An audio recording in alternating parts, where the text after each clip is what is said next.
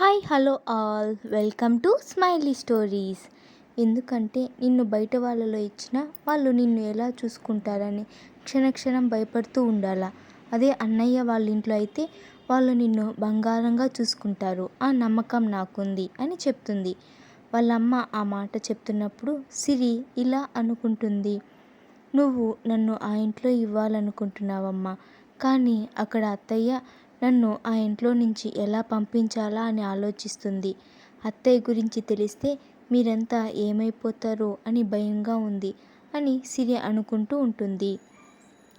తర్వాత సిరి ఆలోచనలో నుంచి బయటకు వచ్చి వాళ్ళమ్మ చెప్పే మాటలు వింటూ ఉంటుంది. వాళ్ళిద్దరూ కొంచెం సేపు మాట్లాడుకున్న తర్వాత, ఇప్పటికే లేట్ అయింది, ఇక నువ్వు పడుకో, మళ్ళీ తెల్లవారి బయలుదేరాలి, మళ్ళీ నిద్ర సరిపోకపోతే నీకే కష్టంగా ఉంటుంది అని చెప్పి సుభద్ర అక్కడి నుంచి వెళ్ళిపోతుంది. సుభద్ర వెళ్ళిపోయాక సిరి వాళ్ళమ్మ చెప్పిన మాటల గురించి ఆలోచిస్తూ ఉంటుంది. అందరూ తన పెళ్ళి వైష్ణవ్తో జరుగుతుందని ఆశపడుతున్నారు, కానీ అత్తయ్య మాత్రం ఈ పెళ్ళి ఎలా ఆపాలా అని చూస్తూ ఉంది. అసలు అత్తయ్యని ఎలా మార్చాలి, నేను ఎలా ఉంటే అత్తయ్యకు నచ్చుతానో, అసలు అత్తయ్య బావని నాకిచ్చి పెళ్లి చేస్తుందా, లేకపోతే ఏదైనా తారుమారు చేసి బావని వాళ్ళ అన్నయ్య కూతురికిచ్చి పెళ్లి జరిపిస్తుందా అనే ఆలోచనలతో ఆ రాత్రి మొత్తం గడిపేస్తుంది. మరునాడు ఉదయం టిఫిన్ తిని రైల్వే స్టేషన్కి బయలుదేరుతారు. అలాగే దారిలో వెళ్తూ రామయ్య వాళ్ళు ఇంటికి కూడా వెళ్తారు. అక్కడ రామయ్యకి సీతమ్మకి ఇద్దరికి చెప్పి అక్కడి నుంచి బయలుదేరి రైల్వే స్టేషన్కి వెళ్తారు.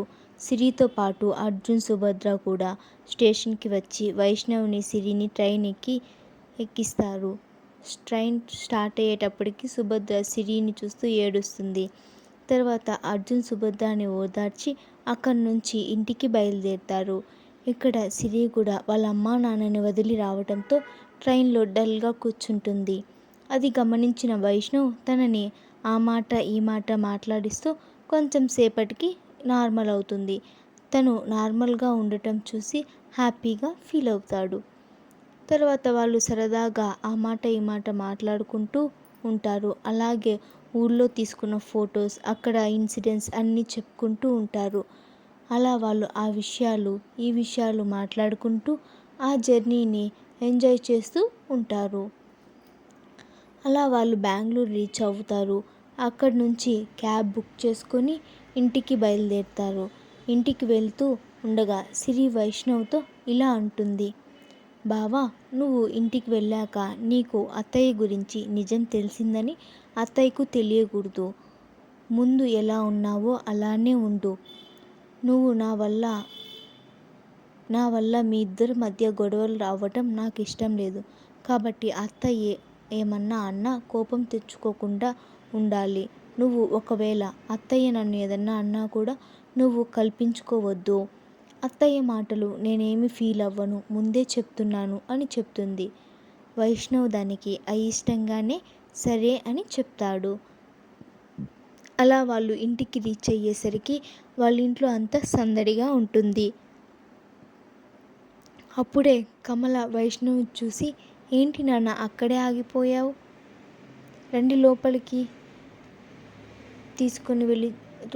తీసుకొని వెళ్ళి చూడు నాన్న, మీకోసం ఎవరు వచ్చారో అని చూపిస్తుంది. ఆ వచ్చిన వారిని చూసి వైష్ణవ్ షాక్ అవుతాడు. సిరి వాళ్ళు ఎవరో తెలియదు కాబట్టి వాళ్ళని చూస్తూ ఉంటుంది. అలా వాళ్ళని చూస్తూ తల పక్కకి తిప్పి చూసేసరికి వైష్ణవ్ వాళ్ళని ఆశ్చర్యంగా చూస్తూ ఉంటాడు. వైష్ణవ్ అలా చూడటంతో సిరి వైష్ణవ్ దగ్గరికి జరిగి వైష్ణవ్కు మాత్రమే వినబడేటట్లు ఇలా అంటుంది. బావా, ఎవరు వాళ్ళు, ఎందుకు నువ్వు మరీ అంత షాక్ అయి చూస్తున్నావు వాళ్ళని అని అడుగుతుంది. దానికి వైష్ణవ్ సిరితో, వాళ్ళు ఎవరో నీకు తెలియదా, ఇంతకుముందు ఎప్పుడూ నువ్వు వాళ్ళని చూడలేదా అని అడుగుతాడు. లేదు బావా, నేను ఇంతకు ముందు ఎప్పుడూ వాళ్ళను చూడలేదు, ఇప్పుడే మొదటిసారి చూస్తున్నాను, అందుకే వాళ్ళు ఎవరో నాకు తెలియటం లేదు. మరి నువ్వు ఎందుకు అంత ఆశ్చర్యంగా చూస్తున్నావు?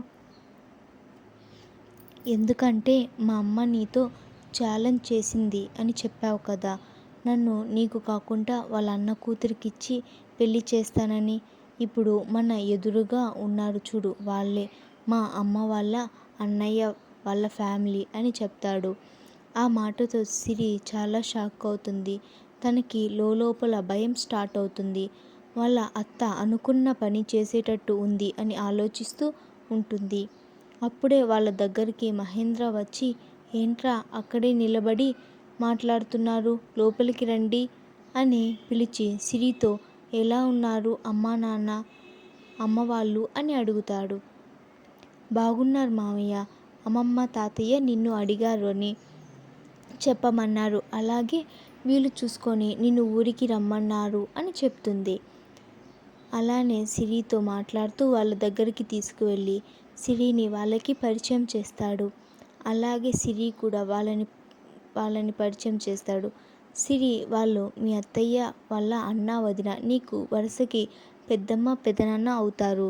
తను వాళ్ళ అమ్మాయి సారా, నీకు తను అక్క అవుతుంది. నీకంటే 1 year పెద్ద. మీరు అక్క చెల్లెల్లా ఉండొచ్చు, లేదా ఫ్రెండ్స్లా అన్న ఉండొచ్చు అని చెప్తాడు. సిరి వాళ్ళని చూసి చిన్నగా నవ్వుతుంది, పలకరిస్తుంది. సారా దగ్గరకు వచ్చేసరికి బలవంతంగా ఒక నవ్వు నవ్వి సైలెంట్ అయిపోతుంది. అప్పుడే వాళ్ళ దగ్గరకు వైష్ణవ్ వస్తాడు. రాగానే వాళ్ళ అత్తయ్య మామయ్యను పలకరించి పక్కనున్న సారాని ఎలా ఉన్నావు సారా అని అడుగుతాడు. దానికి సారా పళ్ళన్నీ కనిపించేటట్లు నవ్వుతూ మెలికలు తిరుగుతూ ఉంటుంది. అది చూసిన వైష్ణవ్ చిరాగ్గా మొహం పెట్టుకుంటాడు.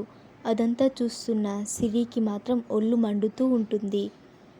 ఏమి చేయలేక సైలెంట్గా ఉంటుంది. ఏంటి సారా, మీ బావ అడుగుతుంటే సమాధానం చెప్పకుండా సిగ్గుపడుతున్నావు అని వైష్ణవ్ వాళ్ళమ్మ అంటుంది. దానికి సారా, అయ్యో అదేం లేదు అత్తయ్య అని. నేను బాగున్నా బావా, మీరు ఎలా ఉన్నారు అని అడుగుతుంది. దానికి వైష్ణవ్ బాగున్నా అని చెప్పి చిన్న స్మైల్ ఇచ్చి సైలెంట్గా కూర్చుంటాడు. మన సిరి పాపకు మాత్రం అది చేస్తుంది ఓవర్ యాక్షన్కి. దాన్ని అక్కడే తగలబెట్టేసేంత కోపం వస్తుంది. కానీ కంట్రోల్ చేసుకొని పైకి నవ్వు నటిస్తూ వాళ్ళతో మాట్లాడుతూ ఉంటుంది. మీకు స్టోరీ ఎలా అనిపించిందో కామెంట్ చేయండి. అలానే లైక్ చేయండి, షేర్ చేయండి, సబ్స్క్రైబ్ చేయటం అస్సలు మర్చిపోకండి. Thank you for watching. మీకు కామెంట్స్